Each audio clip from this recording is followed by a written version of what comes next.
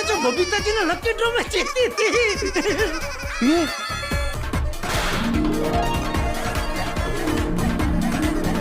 अरे ये तो वही गाड़ी है जो बबीता जी जीते हैं